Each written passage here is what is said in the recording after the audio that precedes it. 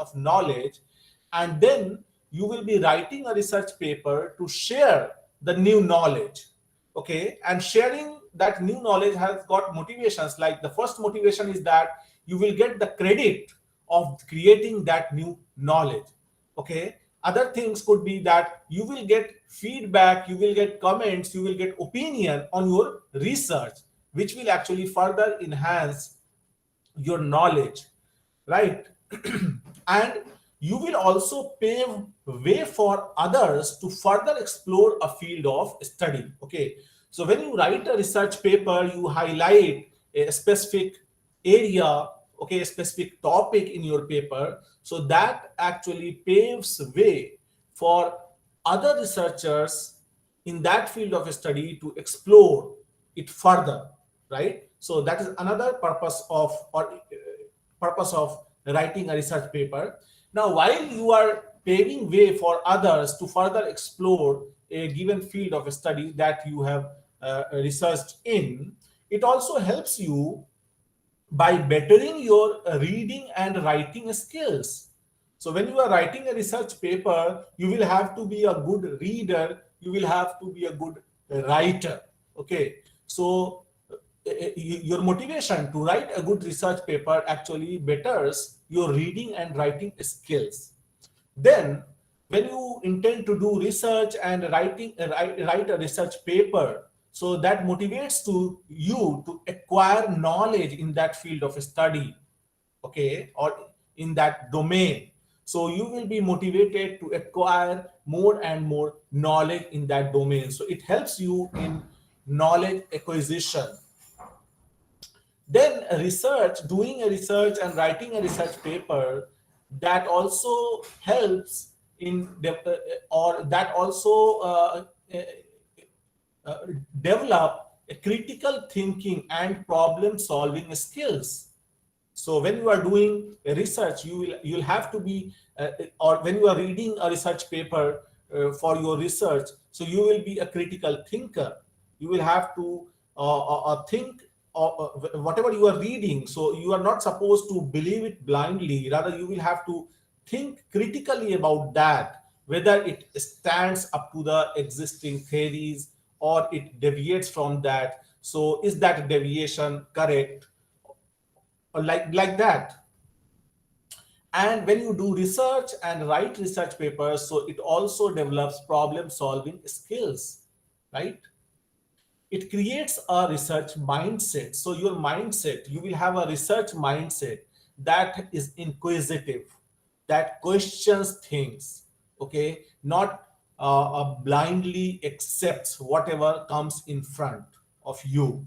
So when you have a research mindset, you will question it, you will actually analyze the rationale behind that, okay, and you will not be like something comes before you and you will accept it, okay, it's fine. Rather you will critically think about it, okay. So that's what it says, that it creates a research mindset. So you will actually think critically, and you will accept it only when you are convinced with that. And it promotes curiosity. So you will be inquisitive, you will question, okay. So that actually, so being curious, being inquisitive actually again motivates you to do more research, to read new researches or research papers in that domain, okay. So that is a belief about the importance of writing a research paper. So writing a research paper comes after the actual research that you do. Then choosing a topic for project and or research. So when you embark on, or when you decide that okay, you want to do a research, you want to do a project, so the first question is that what shall be the topic of your research, in what domain you shall explore, okay. So it's obvious, it's natural that you cannot come to a particular research topic all of a sudden. You'll have to do some brainstorming over some research topics, means more than one research topics, okay, based on your interest. Even or based on your interest, you will not be having a single interest, research interest. Okay, you will have some topics that you may be interested in. Okay, and so you can actually list some topics that you are interested in. Okay, that interests you, and then you will have to do brainstorming over that, and then with that you will be able to come to a particular research topic that you would like to go ahead with. Now, one thing that you shall keep in your mind while you are deciding a topic for your project or research, that you shall not be afraid of going out of your comfort zone. So everybody would like to remain in his or her comfort zone. But if you want to do a good research, you want to do a good project, you shall be ready to come out of your comfort zone. For example, you learned some spice simulation in your third year. Now, when you in final year, you have to choose a project topic. So you shall not be guided by that. Okay, I know spice simulations I have learned, so I will choose a topic that requires only spice simulations. Okay, rather you would be ready to go out of your comfort zone. You shall choose some topics for your research or project that requires you to learn new skills. Okay, that's what I mean by coming out of your comfort zone. Once you have learned the spice simulation, you are in the comfort zone. So long as you are working, you are using that spice simulation. But when you are asked to do some device simulations, or you are asked to do some digital system design simulations, okay, some other tools you are asked to, so then you will have to come out of your comfort zone. You will have to put extra effort to learn those new tools, new skills, so that you shall always be uh, ready to go with, and you shall not hesitate. You shall not hesitate to go into new areas, to learn new skills, to acquire new skill sets, because in a longer run they are going to help you. Okay, and they will actually increase the width of your knowledge. So once you have selected some research topics of your interest, then the next thing that you shall do is to look for the resources, facilities available. Because you are, for example, the participants who study in ZSCET, Zakir Hussain College of Engineering and Technology, say you are from electronics engineering department or electrical engineering department, right? So you will have to actually, you shall have an idea what kind of facilities are available, what kind of resources are available. For example, if you are thinking about a research topic that requires some specific tools or some specific softwares, so obviously those equipment or those softwares must be available in the department, right? Because you need that. So if that software or if that equipment is not available here, so it will actually pose challenges for you to carry research in that domain. So that is what I mean by look for the resources and facilities available. Okay, so we have different facilities, okay, in our departments, but it's obvious that we cannot have all the facilities that are required for different research in the in the area of electronics engineering or in the area of electrical engineering. We cannot afford to have all those facilities required. Okay, we have plenty of facilities, okay, equipment and the softwares, but still you will have to look for the resources that are available, and then you will have to do the feasibility study. Feasibility from the available resource point of view, feasibility from the available time point of view. For example, if you are choosing a topic for your final year project, so you know that you have 1 year time, 2 semester time to complete your research project. So whatever topic you are choosing, so you shall also do a feasibility study, okay, whether that is feasible, okay, that is pragmatic for the given time span that you have, and then the resources and facilities that are accessible to you.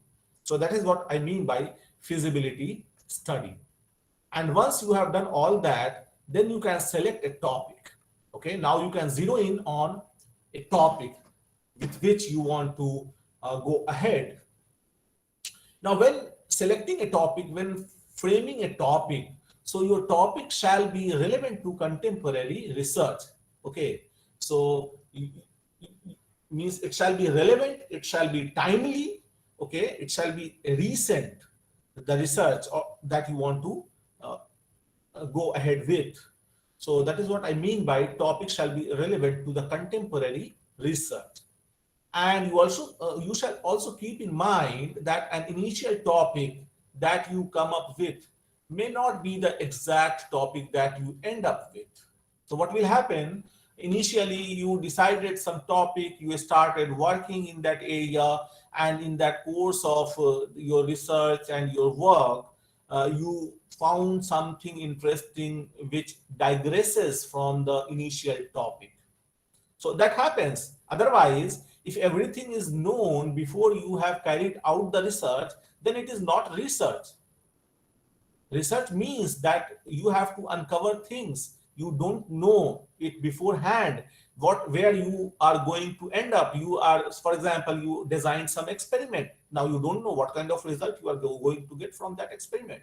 It is not the experiment in the lab courses that we carry out in the lab courses, that if we are doing op-amp based inverting and non-inverting amplifiers. So we already know beforehand, we know that, okay, this kind of output is expected from an inverting amplifier, this kind of output is expected from a non-inverting amplifier. Research is not that. When you start doing a research, you are not sure what kind of result you are going to get. Okay, so that's why what can happen, you started with an initial topic, you started exploring it, you started studying about that, you carried out some analysis, okay, and it may happen that you end up at a topic that is not exactly what you started with. So what you shall do actually, you shall not be very specific about the topic at the early stages. You shall choose a topic that is little broader in the sense. It shall not be very pinpointed, it shall not be very specific, because when you choose a topic of your research which is very specific, then actually that is going to pose lots of challenges, right? So that's a thumb rule, that when you choose a topic of your research or project, it shall not be very specific, rather it shall be little broad, so that it can accommodate minor deviation and digression, right? So that's what I mean, that there shall be some cushioning. When you choose a topic, it shall have some cushioning. You can digress a little, you can deviate a little from within that domain. Okay, you will not be, of course, you will not be going out of the domain, you will remain in that domain, but your topic shall be such that it can accommodate little deviation and digression during the course of your research work. So that was some guidelines on choosing a topic for your project or for your research. Then comes where to get the relevant literature, because when you decide to do some research, so before you start your research, you will actually have to acquire some knowledge of that domain, of that topic, of that field of study. And for that, you need to get some relevant literature in that domain.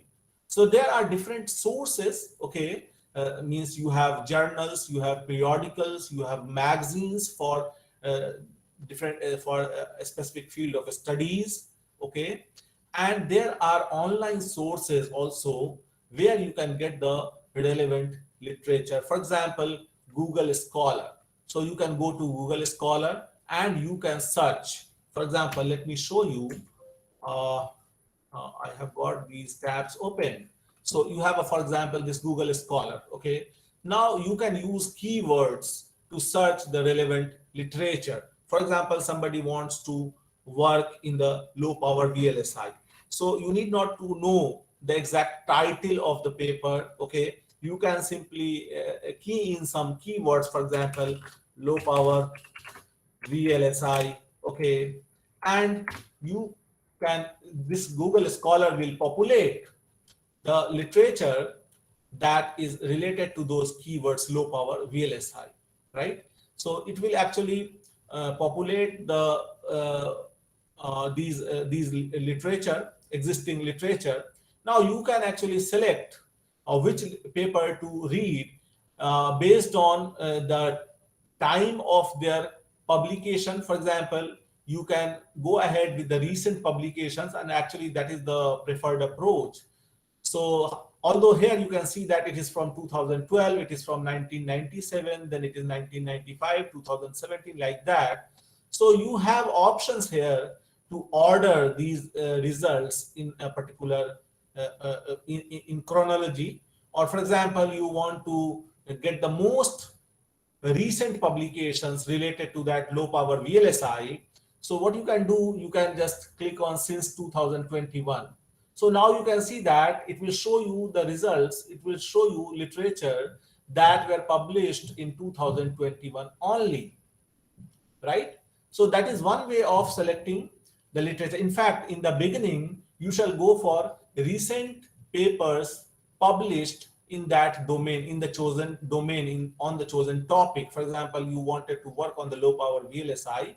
So you will go for the recent papers published on that topic. So this is one source from where you can find the recent literature or relevant literature for to begin your research with. Another source is Microsoft Academic. So Microsoft Academic is another source. Here also you can type some keywords, okay, and then you can get the relevant papers, okay. Then to be specific, what you can do means, like ResearchGate is another source. So like you have social networking sites, similarly this ResearchGate is a networking site for researchers, and you can actually network with the researchers of your domain. And then this ResearchGate also gives you suggestions based on your connections, based on your area of interest. It also suggests you, it also updates you, informs you about the recent publications in that domain.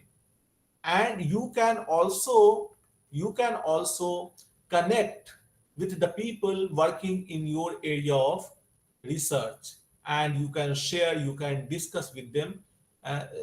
Many times it happens that the paper, certain paper that is not available, that is not open access, and you are not able to access, you are not able to download that paper.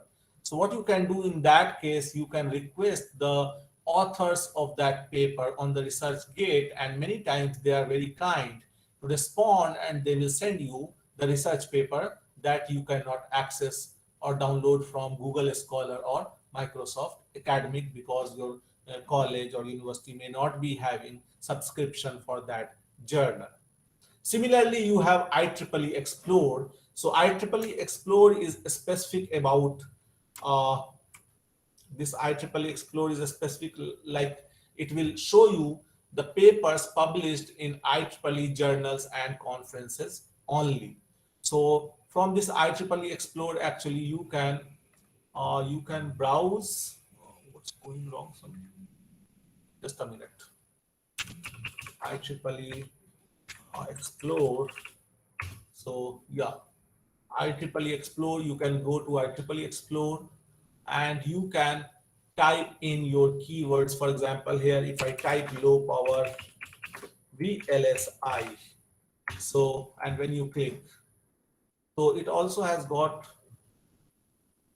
now you can see that it has listed so many papers, but these papers are published in the IEEE journals, conferences, and magazines only. So from that point of view, it's actually a subset of what you get on the Google Scholar or what you get on the Microsoft Academic. Okay, so if you are searching a paper at the IEEE Explore, so it's a subset of what you get on the other sites like Microsoft Academic and Google Scholar.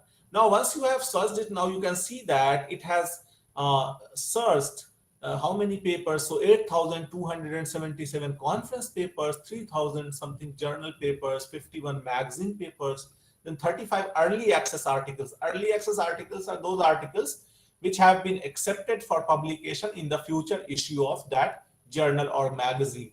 Then you have books. Now here also you can actually apply a window for time. Like right now it is showing you the results related or the papers relevant to low power VLSI published from 1974 to say this 2022. You can narrow down your search. Okay, and if you are looking for recent publications, so what you can do actually, you can make it 2021 to 2022, for example, and when you do apply, so now it will be populating the papers that have been published during this duration 2021 to 2022. 2022 is there because some future volumes of the journals or magazines may be there. Now you can see that you have actually narrowed your search. Now you have 169 conference papers, 153 journal papers, and then 31 early access articles. So these are the most recent articles that have been published on that topic. Okay. Now you can see that what I was saying, that some papers may not be accessible. Like what you see, this red block over here, what it indicates that these papers, they are not accessible to at my college. Okay. But we have, for example, this, you can see this green lock which is open. What it means that, okay, I can download this paper. This is downloadable here in my college. If you are somewhere else, so depending on the subscription of that college or university, you will have access to certain papers, right? Now you can, what you can do actually here, that you can also, if you are interested in only journal papers or if you are interested in only conference papers, so you can do that selection also. For example, if you are interested in only conference papers, so you can just select it and apply. So now what will happen, it will populate only those papers which have been presented at certain conferences and published in conference proceedings. So now you can see that you have only conference papers listed over here. Similarly, if you want to change your search, you want to see the early access articles only, the most recent articles, so you can just cancel this selection, conference, and then what you can do, you can select this early access and then you can apply. So now it will populate only those papers which only the recent papers related to that topic. So now you can see, and we have access to these journal papers, so that's why you can see all these green open lock. So I can download any of these papers, right? So this is another source of getting the relevant research papers. Yet another source for getting the relevant research paper is Science Direct. Okay, so similarly, you can go and search the paper. Again, the papers that you get on the Science Direct, they will be subset of what you get on the Google Scholar or Microsoft Academic. Okay, because Google Scholar will include the research papers published on that topic from different publishing houses. So these are actually publishing houses, IEEE Explore or Science Direct or Springer. Okay, these are all publishing houses. So Google Scholar will actually include all those publishing houses when you search for a paper on a certain topic. Whereas if you search papers on certain topic in IEEE Explore, so it will show you papers published in IEEE journals, magazines, and conferences only. Similarly, if you search papers on the Science Direct, so it will show you papers published in conferences or journals of Science Direct only. Similarly for Springer and all. So that was a brief information about where to get the relevant literature, right? So if you have any kind of query in between, so you can interrupt me, you can ask, or if you prefer to ask your queries at the end, it's okay, no issue. So I'll go ahead now. So you have seen where to get the relevant literature. Then how to read a research paper. This is very important. So you can get the relevant research paper from the sources like Google Scholar, Microsoft Academic, ResearchGate, IEEE Explore, Science Direct, or other journal websites. Now, how to read a research paper? This is very, very important topic, okay, or very important skill that a researcher need to develop, because for carrying out a research you will have to read a lot of papers, and that means that you will have to spend a lot of time reading different research papers, okay. Now, why would we want to read a lot of research papers? So there are three motivations actually.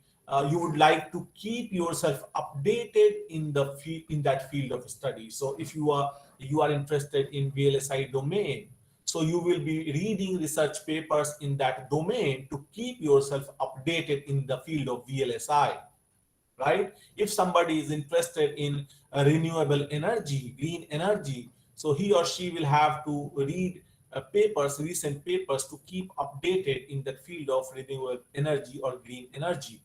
Okay, that is one. That could be one motivation to read research papers. Another reason could be to do a literature survey of a new field. Okay, you want to just venture into a new domain, you want to explore, you want to research in a new domain, new field of study. So you will have to do a literature survey, you will have to read lots of papers from that field of study, okay. And finally, suppose you have to review papers for some conferences or journals, so then also you will have to read the research paper. So how to read the research paper is very important for the efficient utilization of your time. So therefore, learning to efficiently read a paper is very important, because it needs a lot of time to research to read lots of research papers, right? And what could happen? The worst thing that could happen is that you may waste much effort in the process of reading research paper, and you may be driven to frustration if you are not if you do not have a proper strategy of reading a research paper.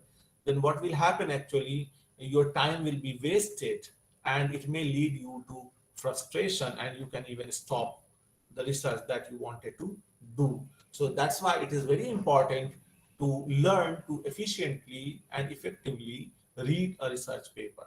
Now there's one guideline. Okay, there may be some other strategies for reading a research paper.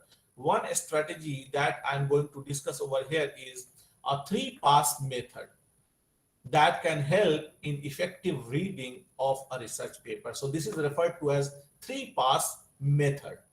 Now, 3-pass method means you will actually go through the pages of that research paper 3 times. The first pass gives you a general idea about the paper. Then you have the second pass that lets you grasp the paper's content, but not its details.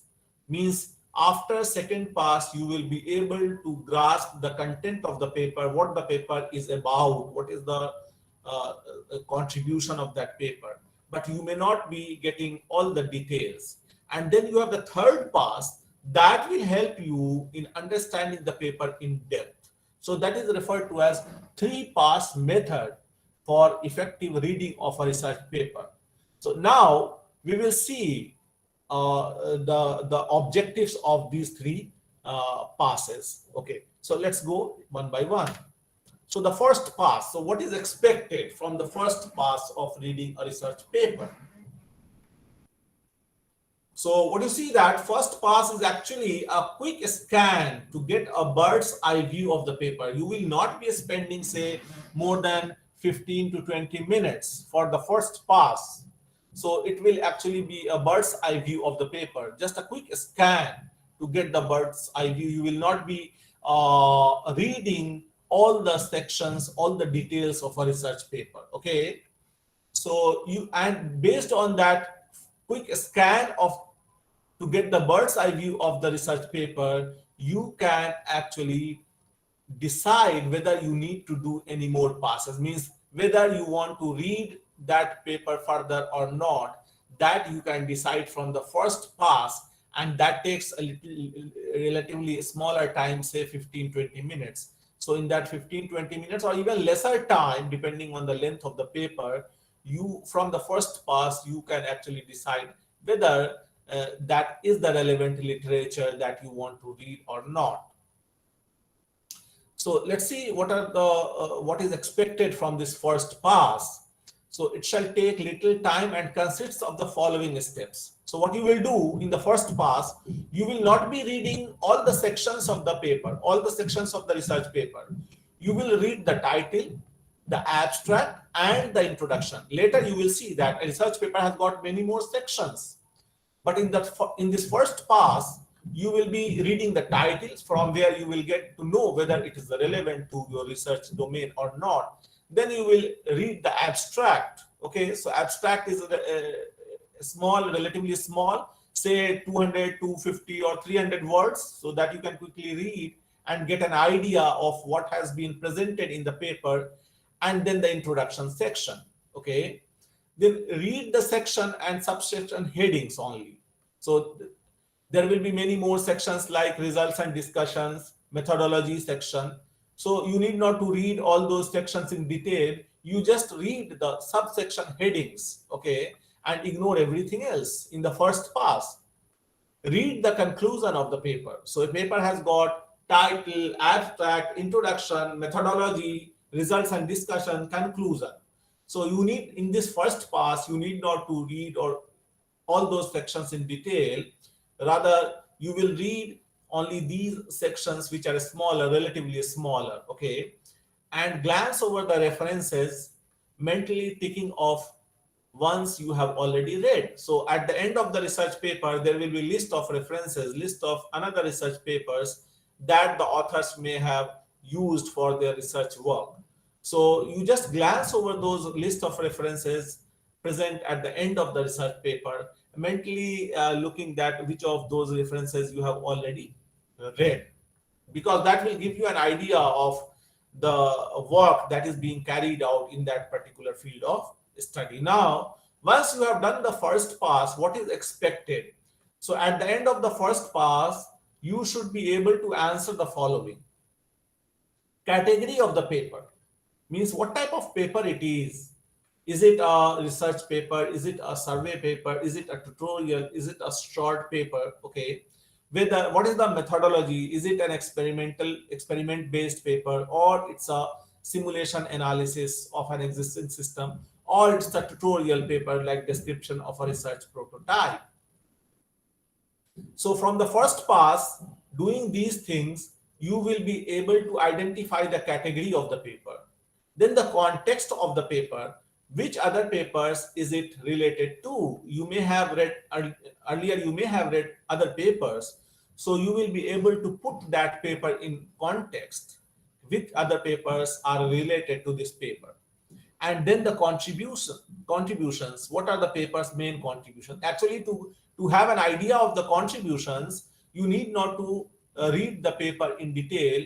Rather, reading the abstract, reading the conclusion actually give you sufficient idea about the contributions of a research paper. So that is what you are expected to do in the first pass. Now, using these information, category, context, and contributions, you may choose to read or not to read it further, because once you have identified the category of the paper, context of the paperwork, and the contributions, you will be able to know whether it is relevant to your research or not, and therefore you can choose whether to read it further or not. This, for example, if you do not want to read it further, so this could be because the paper does not interest you, it is not of your interest, or you do not have enough knowledge about the area to understand the paper. Many times it happens that the paper that you are reading, so if we don't have enough knowledge of that domain, so we will not be able to understand that paper, right? So that was about the first pass. Now, if you have from the first pass, if the category, context, and contributions that you have identified, and if it interests you, it seems that this paper is relevant, you shall read it. So you will go for the second pass. You will go for the second pass, means now you will read the paper again. Okay, and this time you will read the paper with greater care. Okay, but you will ignore details such as proofs and derivations. Many research papers you may have come across, they have got proofs and derivations. So even in the second pass, you can ignore these proofs and derivations. Okay, but you will read paper in more detail, means you will read the other sections of the paper that you skipped in the first pass. You will look carefully at the figures, diagrams, and other illustrations in the paper. Okay, these authors, they use figures, diagrams, and other illustrations. Okay, to save upon the word count. Okay, because the figure, single figure, may convey many information that actually can be expressed, say, in 100 or 200 words. So you will have to carefully see the figures, diagrams, and the illustrations that are presented in that figure. Now you remember to mark relevant unread references. So at the end of the paper, you have those references.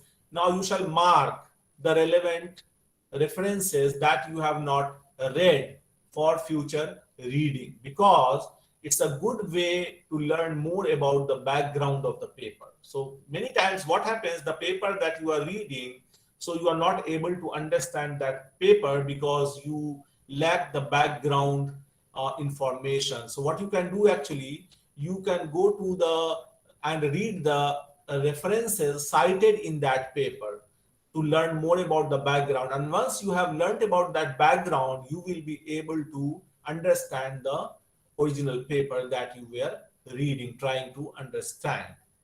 So after this pass, you should be able to grasp the content of the paper, okay, in a greater detail. And sometimes you won't understand a paper even at the end of the second pass. It may happen, it is not, it is usual, because once in the beginning, and it is very common in the beginning, because you have just started reading research paper, you have little background knowledge, and therefore what may happen, that even at the end of the second pass, you are not able to understand the paper. So it's okay, you shall not be disappointed. And this may be because the subject matter is new to you. It's altogether a new thing that you are reading about, which needs a lot of background information, background knowledge. Okay, or you are unfamiliar with the terminologies and acronyms that have been used in that paper. So the best way to come over all these difficulties is to read the references cited in that paper.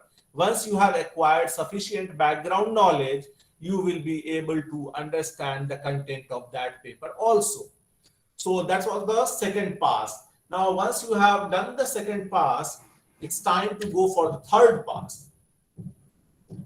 Now, in the third pass, you will read the paper very thoroughly, and you shall fully understand the paper, okay, after the third pass. At the end of this pass, you should be able to construct the entire structure of the paper from the memory, means you shall be able to just remember what has been presented in that paper, what has been the methodology, right?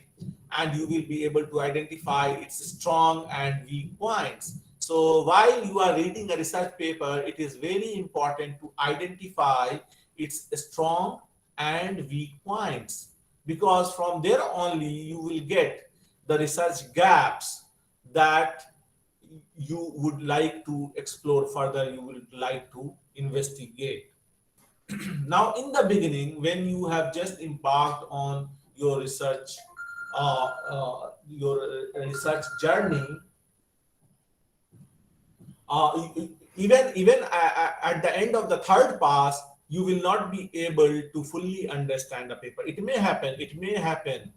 So you shall not be disappointed. It may happen that even at the third pass, you are not able to fully understand a paper. Okay, so you shall not be disappointed. Just read it again and again. Okay, so you shall read it again and again for the fourth time, for the fifth time. You will be able to understand the paper. Okay, so it's actually natural. It's natural. Research papers, they that are written in a very concise manner. All the informations may not be given in that paper, and that makes it difficult to understand the paper. So it is quite natural that in the beginning you are not even able to understand the paper. Even after the third pass, you shall not be disappointed. You shall read it again, fourth time and fifth time. You will be able to understand that paper. So that were the strategy for reading a research paper, which is very important. Now, once uh, you want to start the research, so you first thing that you need to do is to do the literature survey. Once you have decided the topic of your research, so what you need to do is to survey, do the literature survey, to read the existing research papers in that field of study. Okay, so, and it requires you to read tens of papers, perhaps in unfamiliar field. So what paper should you read?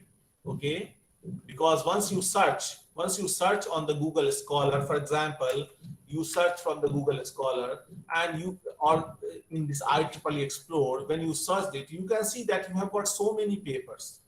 Okay, and it's true that you cannot actually read all those papers in a given amount of time, right? So you will have to actually make a decision what paper to read.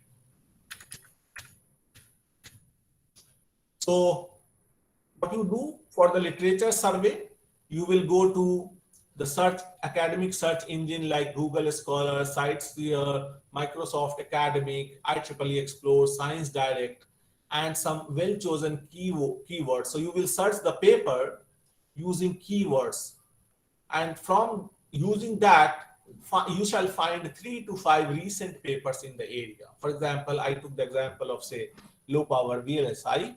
So from this search engine, you can get 3 to 5 recent papers in that area. Okay, and you shall do one pass on each paper to get a sense of the work. What work has been presented on those research papers, 3 to 5 research papers that you have selected to start your literature survey. So when you do the first pass of those papers, you will get a sense of the work that has been done, and then read their related work sections. You will find a thumbnail summary of the recent work. So when you read the work sections of these papers, you will get an idea of what the research work, what research, the recent work in that research domain is going on. Okay, and then the second step would be to find shared citations. Shared citations, what I mean, that you are reading 3 to 5 papers. Now all these papers, they have got a reference section at the end. Now when you carefully see those reference sections, you will find some common authors in those reference sections of these papers. So that is what it means, shared citations. What are the papers that has been cited by all these papers? There may be some papers, some basic papers in that domain that will be cited by all these papers. Okay, so that is what it means, shared citations. And repeated author names. So those authors, their work, they will be cited in all these papers that you can find in the references. Now, from there, you can conclude that these are the key papers, those papers which are cited in most of these research papers. So those papers, you can say, are the key papers. And that idea of key papers you can get from the search engine also. For example, if you are searching a paper, low power VLSI design over here, and let me say anytime. Okay, so from here also you can see. So see, here you have the title of the paper, then you have the author, name of the author of the paper, then you have the name of the journal where it has been published, and then here you can see the citation of this paper. So for example, this particular paper has been cited by 425 other papers, right? So it actually, the number of citations actually increases the utility, means it emphasizes on the utility of research paper, importance of this research paper. Okay, for example, you can see that it's a tutorial paper, ultra low power VLSI circuit design demystified and explained, a tutorial. So it's a tutorial paper, and it will be very useful for in the initial stage for a researcher in this domain, low power VLSI domain. So that's why you can see that this paper has got a very high number of citations.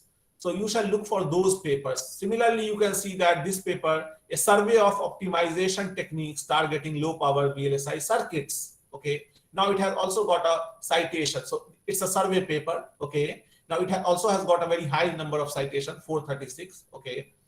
So from here also you can find the authors which have been repeatedly cited by other researchers in that domain. So you shall actually read those papers which have got higher number of citations, because they have got some important information, okay, that is very useful for a researcher in the beginning. So that is what the point says. So download the key papers. So those are the key papers. Those are the key papers. Download the key papers. Okay, those are the key papers which have been cited repeatedly, and then go to the website of the key researchers and see where they have published recently. Now you can go to the website of researchers also. So for example, let me go back to that Google Scholar. So you can see that they have the website. So when you click on the name of the author, for example, Massimo Aliotto is the author of this paper. So when I click on this author's name, so author's Google Scholar profile opens up, right? Now what you can do, you can see the publications of coming from this author or this author's groups. You can also arrange these publications in a chronological order, like you want to see what are the research papers published by this author. So now you can see that these papers have been published, okay, recently by this author. You can also go to the homepage of the researcher, okay, and you can see, you can actually find very useful information related to that research domain by visiting the homepage of those researchers, right? You can find lots of important information and useful information actually. Okay, so you can get the internship positions, you can get the PhD positions, research positions, all that. You can get the research domain, and you can get the publications where they are publishing. All that you can get from their website. So it is good thing to go to the website of the key researchers in that domain and see where they have published recently.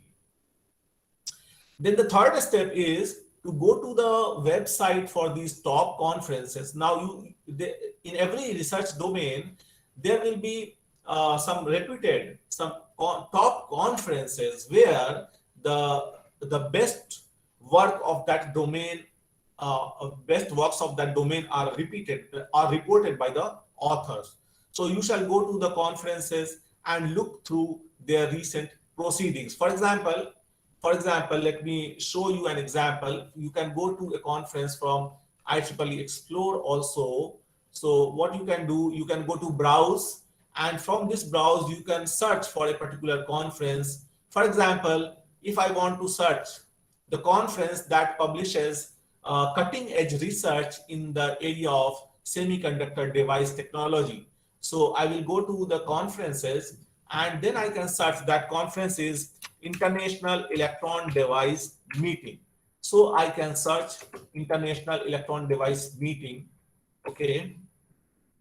Then I can also search 2020, for example. Let me see what is returned by this. Now you can see that I have got the recent publications, recent papers reported in International Electron Device Meeting. So I know from going through the profile of the reputed researchers, I know that this is the conference, most reputed conference where the cutting edge semiconductor technology, development in semiconductor technology is reported. It is International Electron Devices Meeting. Okay. So now you can go to the proceeding of these conferences and then you can see what kind of work is going on. So you can actually get the recent research going on in the semiconductor device technology domain. So this approach will actually help you in getting across the recent recent research going on in a given area. So that is what the point says, that go to the website of these conferences through their recent proceedings, okay, and quick scan will usually identify recent high quality related work. So if you are working in device technology, semiconductor device technology, so obviously you will go to IEDM and you will just look through the papers published in the proceeding of IEDM, and from here you can find the relevant papers that will actually update you with the recent research going on in that domain. So this is how you shall carry out literature survey. Carrying out a thorough literature survey is very, very important for carrying out a good research. Then how to write a research paper. So once you have done that, then it comes how to write a research paper. So first of all, you shall know that research paper, you can have different categories of research paper. Like it can be a research paper, it could be a research letter or short communication. It could be a review paper or survey paper, or it could be a tutorial paper. So a research paper can fall in any of these categories. And then the structure of the research paper. What shall be the structure of the research paper? Because you want to write a research paper. So first of all, you will have to identify what research paper you want to write. Is it an original research paper or a research letter, short communication, or you are targeting to write a survey paper, or you are targeting to write a review tutorial paper. And then once you have decided the category, then you shall be aware of the structure of a research paper, that what shall be the content of your research paper. So your research paper shall have a title, your research paper shall have an abstract, your research paper shall have keywords, 4 or 5 keywords, then it shall have introduction section, then it shall have research methodology section, okay, that will actually describe the experimental or simulation setup or content analysis approach if you are writing a survey paper or tutorial paper. Then results and discussion, which is very important section of a research paper, then conclusion, and then references. Okay. So at this juncture, Saad, I would like to know that can I take a little more time because a lot of content is left to be presented. Yes, sir, definitely. Please, please complete your presentation. I think the information that you are providing here to the participants is invaluable, and and everyone who is interested to learn about the research paper writing should learn about all of this. So, sir, please continue by all means. Okay, thank you. So let's see one by one these. What do we mean by uh, these categories? For example, a research paper. So a research paper is a paper that is making an original contribution to knowledge domain. You have done some research, you did some experiment, or you did some analysis using simulation tools. You have got results, and you want to share those results, or you want to bring those results in public domain. So you would be writing a research paper. Then a research letter, another category of research paper. Not all journals will be accepting in all the categories. Okay, there are some journals which accept only research letters, like IET electronics letters, electron device letters. So they accept contribution in that format only. Short communications. So what is research letter or short communication? So it is actually a note, technical note or letter to editors that is not sufficiently developed. You have not done or completed the research that you are doing, but you have got some interesting results that you want to share. So it is not sufficiently developed or extensive in scope to constitute a full paper. Full paper means this research paper. So you want to share, or you want to bring some early results into public domain. So you can write a research letter or short communication. It provides a vehicle for speedy publication of new results and information of current interest. So this is the most important, that it provides a speedy publication, okay, for the new results that you have got. Then letters are to concentrate on reporting the results. So you may not have all those sections of a research paper that I have listed earlier in a research letter, because they will research letter will, or short communication will concentrate on reporting the results obtained, their significance and conclusions, while including only minimum of the supporting detail on the methodology or the introduction. So there will be very brief introduction. There will be very little information about the methodology, okay, and they will actually bring forward the results and their significance, and rapid publication of original short papers. Then you have review paper or survey paper. So this gives an overview of a relevant area suitable for a reader. So those papers need not to have some novel research of the author, novel research of the authors that are writing the survey paper. For example, you are writing a survey paper. So it is not necessary that you have done some research and you have some results of your own. Okay, you need not to, of course, you would have done some research, but it is not necessary that you have some results of your own that you want to share. That is not the motivation of the survey paper. Okay, so survey paper will actually do what? For example, let me show you. Here we had a survey paper on the Google Scholar, where I was. Okay, so here you can see we have a survey paper, a survey of optimization techniques. You can see a survey of optimization techniques targeting low power VLSI circuit. So when you are writing a survey paper, you need not to have results of your own. Okay, rather you have studied a lot of paper, and what has been reported in those papers, you will actually be bringing the content of all those papers in your survey paper in an abridged way. Okay, so you will actually have a comparative study of those results reported in by different authors in different papers. So that is what the motivation of the a survey paper is. And a survey paper is also important for in the beginning of the research, that it brings you a wider domain, a wider literature in that particular research domain. So you will come across a large number of literature that has, or the authors that are working in that domain with the help or through a survey paper. Review paper is basically what it means is it needs a critical review. So in the beginning of the research, we shall not try to write a review paper. Review paper shall be written by those who have actually done a lot of work in that domain themselves. Because once we have done a lot of work in a particular area, then only we will be able to do a critical review of others' work. So that's why in the beginning, we shall not try to write a review paper. Rather, we shall try to write a survey paper.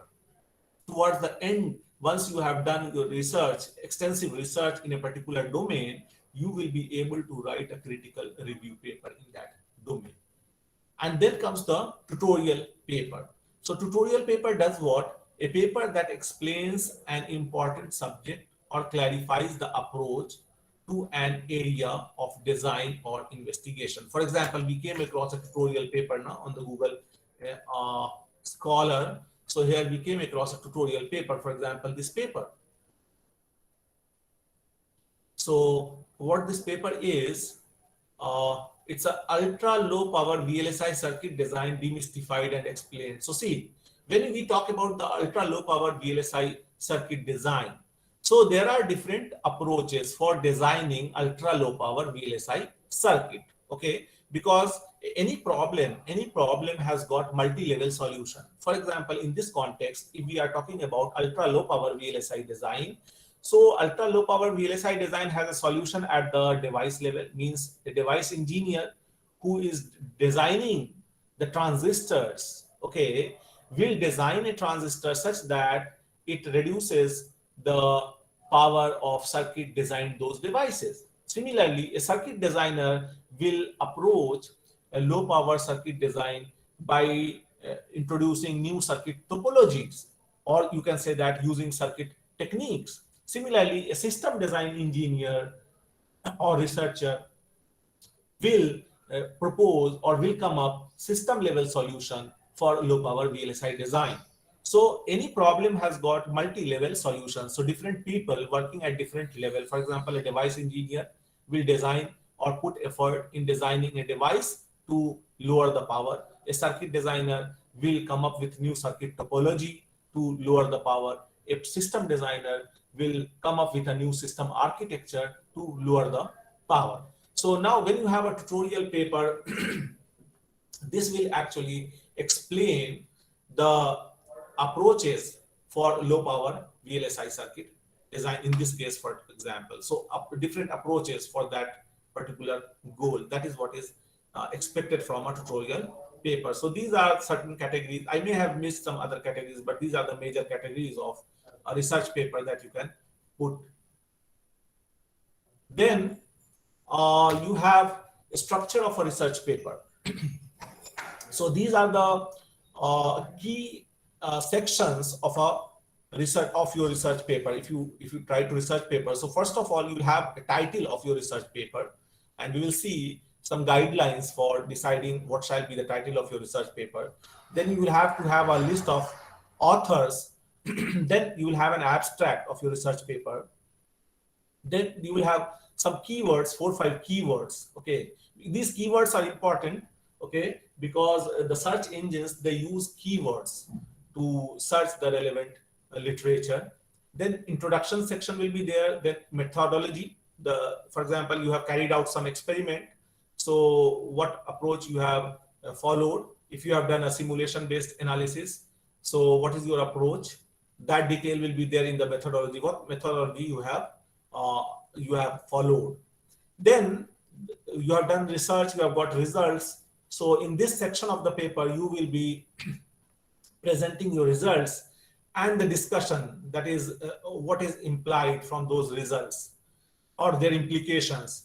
And then conclusion will actually summarize your work, your research paper. Then towards the end, after conclusion, you will acknowledge the people or the funding agency that you have got fund from, or you can acknowledge other researchers, other authors that you have discussed your work with. And then at the end, you will have references. So references are actually the papers, research papers that you have read, okay, and that you have referred to for carrying out your research work. Now, let's quickly go through the guidelines for all these sections. For example, title of a research paper. So the title of a research paper shall be concise and informative. It shall not be very large, right? Because titles are often used in information retrieval system. So these titles, they will be used by the search engine, okay? And avoid abbreviations and formulae where possible, okay? So abbreviations shall be avoided in the title. However, I have put 2 examples, 2 titles here from research paper, and you can see that they have abbreviations also. So standard abbreviations you can use, okay? Now let's see how it's concise and it conveys information also. For example, this is high performance, accurate and approximate multipliers for FPGA based hardware accelerators. Now you can see, reading this title, what you get to know that this paper deals with some multipliers, okay, and then the implementation of those multipliers on FPGA, and the application domain hardware accelerators. So you can gather these information from the title itself, and it is targeting high performance and accurate approximate multipliers. Means you can see that there's a trade-off between accuracy and performance. So you can have accurate and you can have approximate multipliers depending on your requirement. Okay, similarly, you can see this second title. So what is the title is 0.506 picojoule 16 kilobit 8T SRAM with vertical read word line and selective dual split power lines. Now SRAM is a static random access memory. So from the title itself, you know that this paper presents 8 transistor SRAM cell, and this is the size of the array, SRAM array, right? Number of bits, 16 kilobits, okay? And then picojoule is the power, okay? So you can see that it's a paper that presents an SRAM for low power application. And then in the title itself, they also mention the technique that you have used. For example, vertical read word line and selective dual split power lines. So these are the techniques that they have used. So that you can see that from title itself, you came to know about the technique that has been used by the authors, okay? Then the circuit that they have analyzed or they have proposed, it's an SRAM cell, okay? Then the size of the array, and then this power has been mentioned to emphasize over that it's an extremely low power SRAM. 0.5 picojoule is really very small, right? So this is how you shall decide the title of your research paper so that it conveys information about your paper. Excuse me, sir. Yes. So sorry to interrupt. I would just like to pass on some information to the participants, and participants, there is a link in the chat box of a Google form. Please fill out that form for all of you who wish to be a part of this competition and win certificates and prizes. Sir, may I ask you to wrap it up in 15 minutes? Okay. Okay, I will try to do it. Okay. Thank you, sir. So that was about how to write the title of your research paper. Then you have the abstract. Abstract is very important. So it shall be concise and factual single paragraph summary and not more than 200 to 250 words.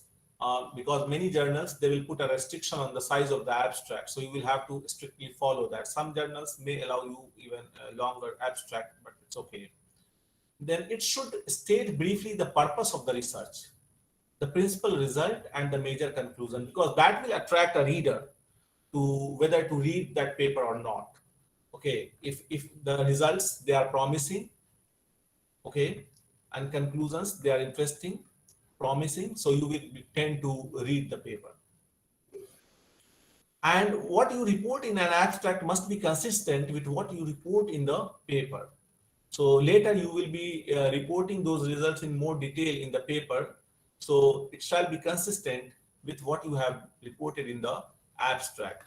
And in the abstract, in fact, in general, in the paper itself, you shall use correct spelling, clarity of sentences. You shall not use long sentences, okay, clarity of sentences and phrases, proper reporting of quantities, that you shall be careful about the units, significant figures, up to what significant figure you shall use those numbers. And then references should be avoided in the abstract. You shall not use references. It shall be a standalone paragraph. And non-standard or uncommon abbreviation should also be avoided. So that is some guidelines to write an abstract of a paper. For example, here you can see this is an example. So because of the lack of time, I will not be discussing this abstract. Then you have introduction. Now, it serves multiple purposes, like it presents the background of your study, then it introduces your topic and aims and gives an overview of the paper. Okay, so you will be actually setting the stage for your paper, for your work that you are going to present in the following section. So introduction section will actually set the stage for that. A good introduction will provide a solid foundation and encourage readers to continue on the main parts of the paper. So from introduction itself, a reader will be either encouraged to go ahead and read your complete paper. Okay. So what are the guidelines? That you shall start broadly and then you shall narrow down on the specific topic that you are going to present in that paper. State the aims and importance. Then cite thoroughly but not excessively. You shall cite the work of others in the introduction section, but there shall not be over citations. And avoid giving too many citations for a single point. Clearly state your objectives. So it's important. Then you shall consider giving an overview of the paper. Okay, towards the end of the introduction section, you shall consider giving one small paragraph that gives the overview of the rest of the paper. And you shall not give too much detail in the introduction section. Okay, I will skip that. Then research methodology. After the introduction section, your paper will have the research methodology. It will explain what approach you have carried out for your research. So your research may be based on experimental work, or it may be a simulation work, or it may be a survey based. So content analysis, what approach you have followed for the experimental setup, what approach you have followed for the simulation setup, or what approach you have followed for the content analysis. Based on that, means a reader will come to know whether your results are experiment based or simulation based. So experimental setup will actually describe completely the setup of the experiment and the conditions under which the experiments have been performed. Similarly, the simulation setup will include the softwares that have been used and the models that you have invoked. And then for content analysis, for example, identify the performance metrics, design techniques for comparison. So again, I will have to skip this. I had put these extract from the existing literature, for example, how to write the methodology. This experimental detail actually gives the idea of the methodology followed in this particular paper from where I have taken. Similarly, this is a simulation based paper, so you will have to explain your simulation setup. You can see that the tools that have been used in this simulation are mentioned, then the technology node is mentioned, then the technology node here is mentioned, and then rather than giving the details of this technology node, actually works has been cited. So what it means that 32 nanometer technology, the more details about 32 nanometer technology can be found in this reference. Okay. And for a simulation setup, it is always advised that you calibrate your simulation setup. So for that, you will have to give some calibration data for your simulation setup. Like here, you can see that the TCAD simulation setup has been calibrated with the data reported based on experimental result. Then content analysis, if you are writing a survey paper, so you will have to actually compare the works that you have considered for your survey, and then you will have to actually identify the performance metrics. So you can see that here are the figures of merit or performance metrics based on which you are comparing different literatures. So you can see that these are the literatures that are being compared, and then you are actually populating or writing all these numbers from these research papers. Okay, these research papers. So from this table, if you have this table in your survey paper, so you can see that a reader of a survey paper can get the idea of all these research papers by reading this single survey paper, right? Because you have actually summarized the results of these research papers. So individually, you will have to research these papers, say 1, 2, 3, 4, 5, 6, 7 papers. Now reading this single survey paper, you can actually get to know what has been presented in these 7 research papers. Now results and discussion section. So here in this section, you will actually be presenting the outcome of your research, okay? And it shall be very clear and concise. You shall use figures and tables and to present your results effectively, okay? Because one figure can actually convey many information. For example, here you can see that in this figure, you have on the y-axis, you have the gain and of some amplifier circuit, and here you have the bias current. Okay, now you can see that you are actually, this figure actually compares the TFET based circuit with FinFET based circuit, right? And then you have this different supply voltages. So this single figure has got many information. Similarly, this figure you can see compares the read SNM or read static noise margin of an SRAM cell. So by varying the cell ratio, it shows you that for cell ratio of 2, you have satisfactory read SNM, but for cell ratio 0.2, the read operation fails.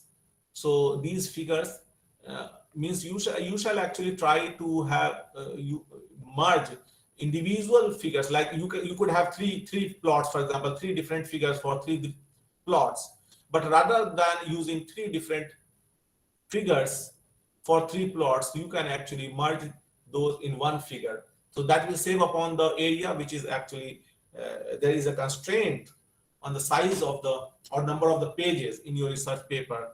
So you will have to take this approach for presenting your results.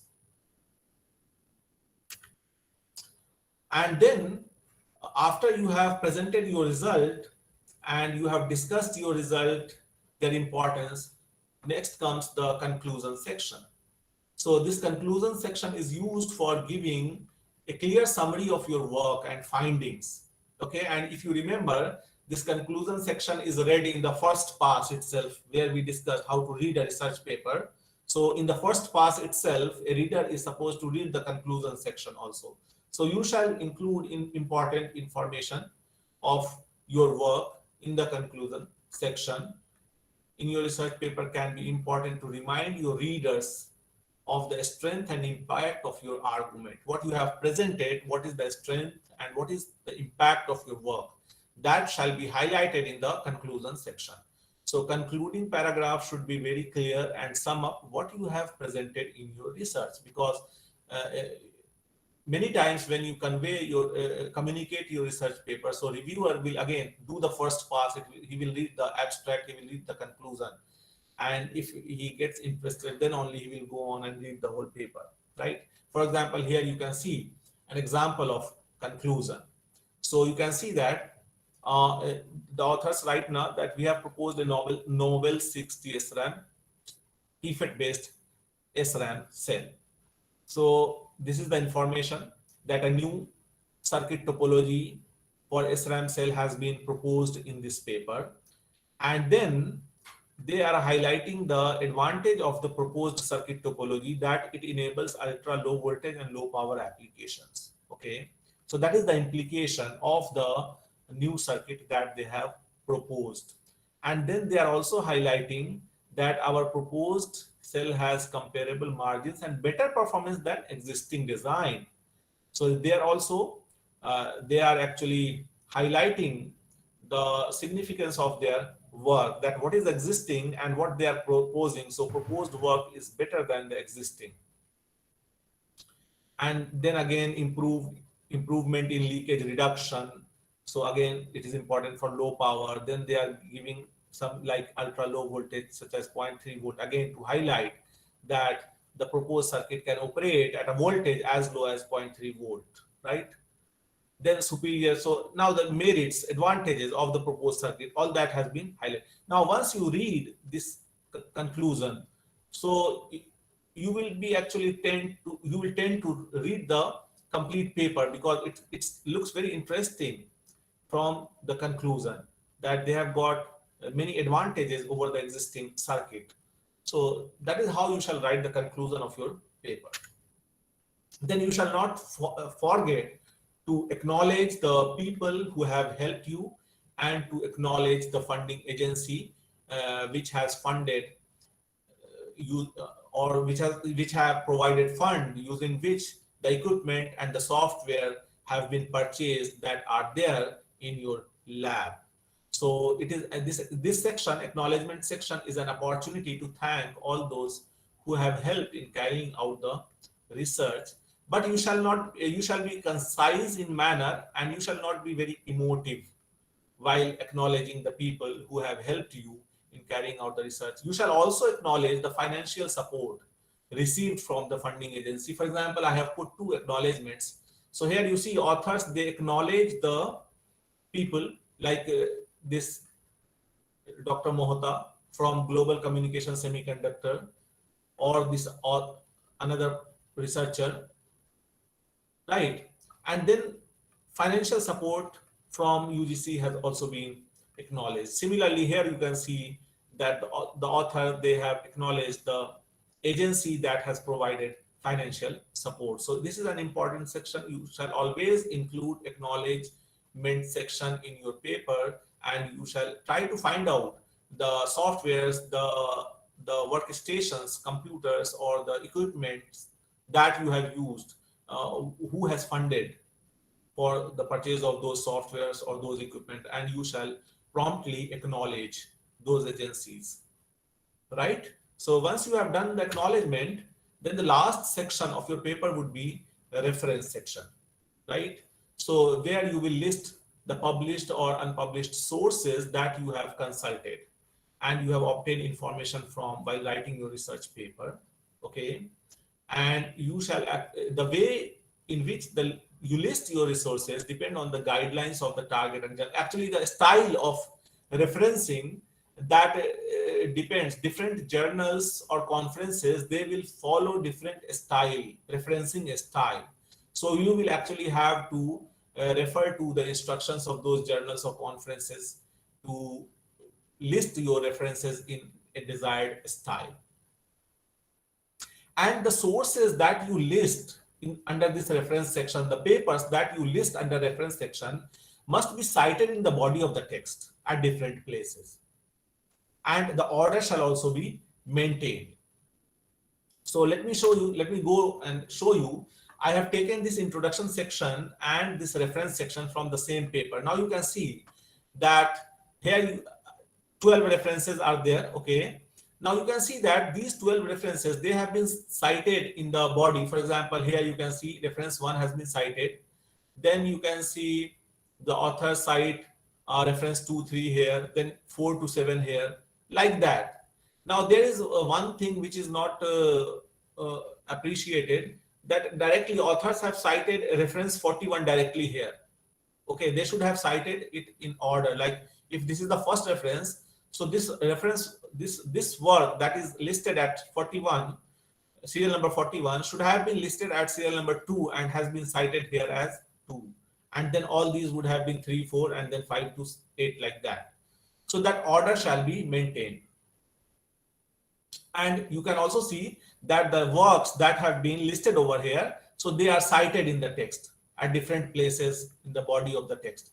So it must be cited in the body of the text, okay? Now, style of the research paper.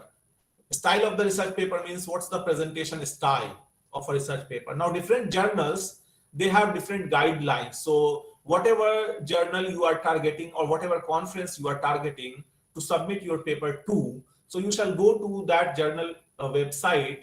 So you have guide for authors, you have this instruction for authors, you have manuscript template for conference proceedings. So you shall go and see the guidelines and put your research paper in that particular format, in that particular style.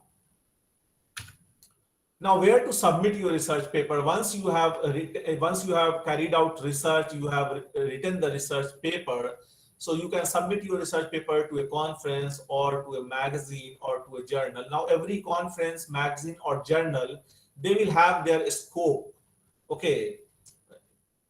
So for different research domain, a particular journal, for example, microelectronics journal here, so it has its own scope. So for example, read full aims and scope in what kind of paper this journal publishes, right? Similarly, this journal, it will have its own aims and scope. So you shall see what's the scope of a given journal, or you shall find a journal for your domain of research where you want to submit your paper. Now, what happens after submission? Your paper will be sent to reviewers, 3, 4 reviewers who will either suggest a minor revision or they will suggest a major revision, or they will accept your paper, or they will reject your paper based on what you have presented in the paper. Now, a rejection, which is very common in the beginning, is not to discourage the authors. Rather, you shall try to understand the reviewers' comments and try to incorporate the suggestions of the reviewers as much as possible. Sometimes the reviewer may give you some suggestion that may not be feasible because of the constraint on the resources that is available to you. So of course you will not be able to incorporate that suggestion, but you shall try to incorporate as many suggestions of the reviewers as possible, and then you shall resubmit it. Right? That is the process. And that is end of my presentation. This is some of the sources that I have used to prepare this presentation. Thank you. So that's all that I have to present now. If you have any query related to this, I have already taken much of your time. Thank you so much, sir, for your time and your efforts with the PPT and all, and for talking in such a comprehensive manner about all the steps pertaining to the research work, and for going through an entire research paper and the different sections. It may have been a longer session, but I'm sure its impact is as deep. So. Sir, we have some questions in the chat box. Okay, so shall I go and read? Yeah, it's Sir, available. I can read Yes, out yes, if it is you accessible want. to me. For example, okay, there are so many. Okay, sir, you can start from 6:36 p.m. Muhammad Amir. Okay, let me go to 6:36. Yeah, my question, how can we get this PDF which is present? Okay, you want to have a presentation slides, that is not an issue. I will share it with Saad and you can get it from him, no issue. Then will be shared. Yeah, I will share. Then from where we get it, then how can we get institutional access to publishing housing like Elsevier? So actually your university or your college subscribes to these publishing houses. So if you are studying in ZSCET, you have access to IEEE journals, Science Direct journals. So you can go and see that.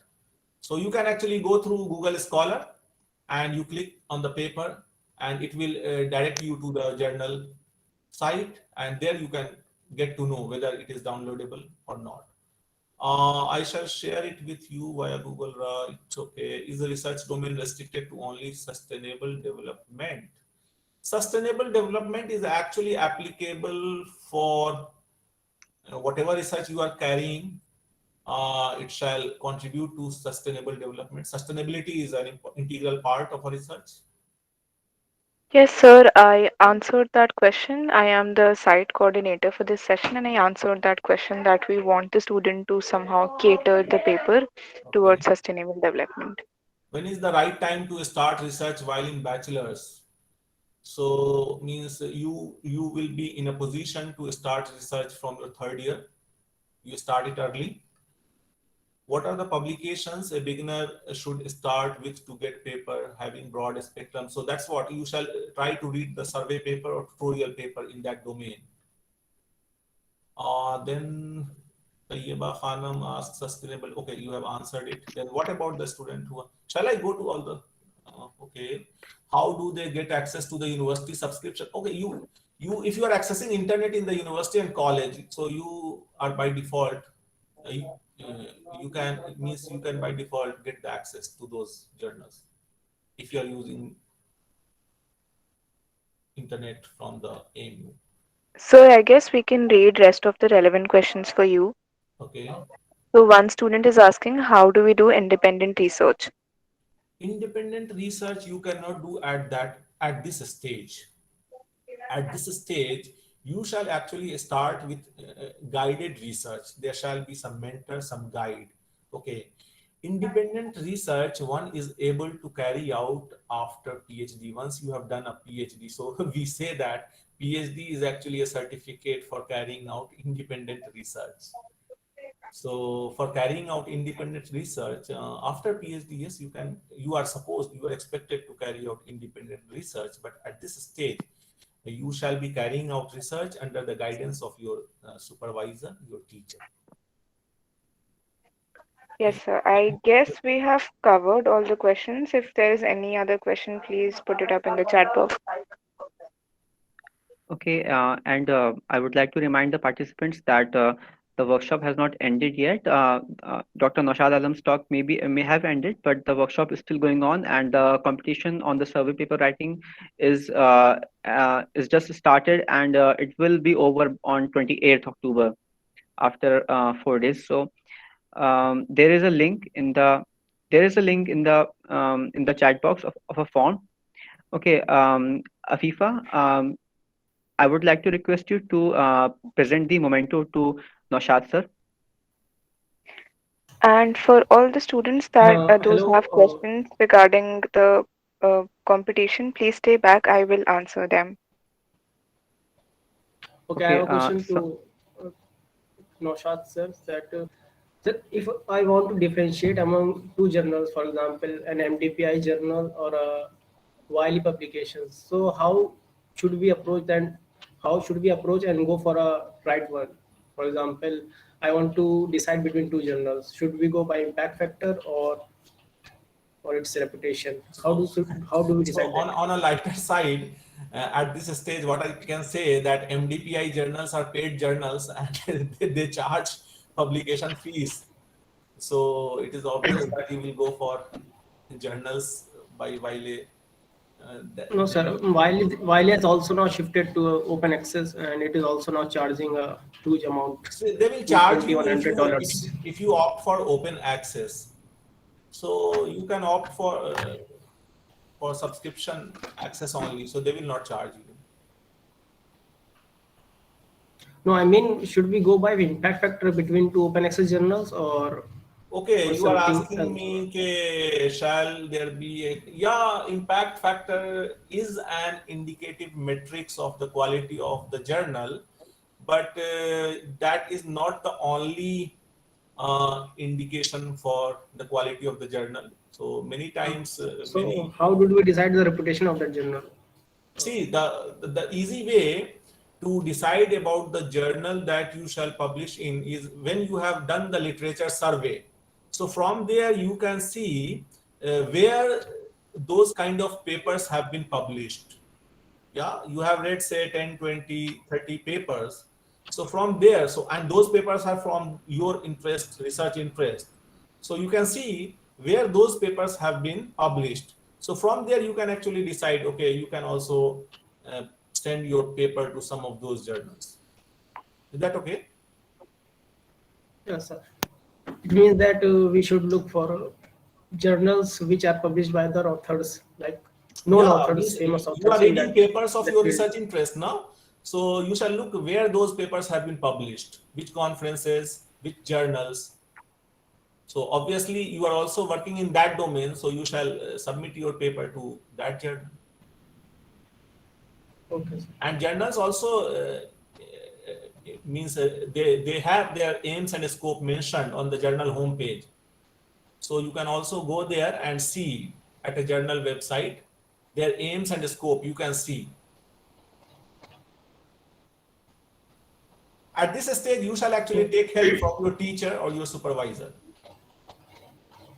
Yes, sir. Yes, definitely. I'm taking my help with my supervisor. I'm in the final year, and Yes, you shall take help from your supervisor. With the passage of time, you will have an idea of all that. thank you, sir. Sir, with your permission, I would like to share the recording of this event with the participants. No issue. Sure, Uh, you can share. okay, because you have spoken at such a great length and detail. For like all this information is very much valuable to everyone who is pursuing a career in research. Okay, thank you, sir. Now, And Afifa, yeah, I would like to speak a few words.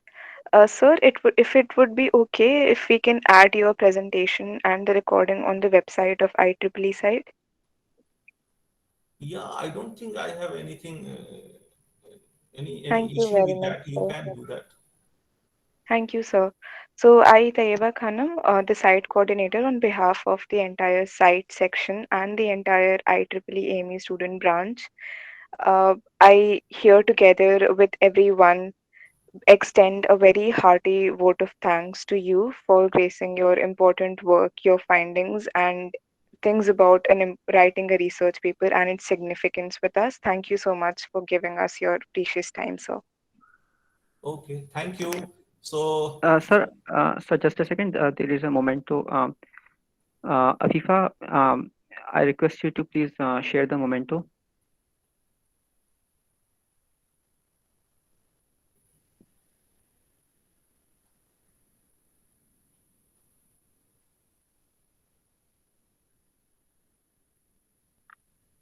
Just a second. okay, while Afifa does that, No, there is a query between journal and conference, which one I should choose. Actually, there's a difference in the content that you have in a journal and conference. So conference, you can report your early results also, and you get fast publication. And in journal, you will have to present your research in a greater detail. And journal turnout time is also longer as compared to conferences. So initially, you may choose to submit your paper to a conference, good conference.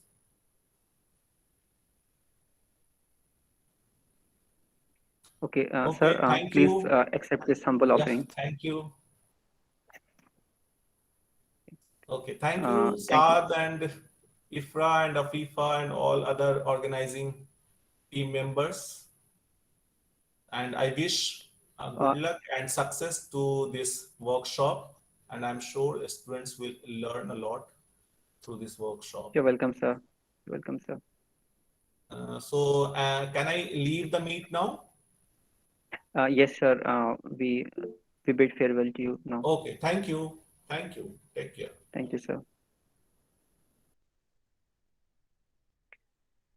Okay, Taiba, can you take up any questions, or should I proceed with the competition part?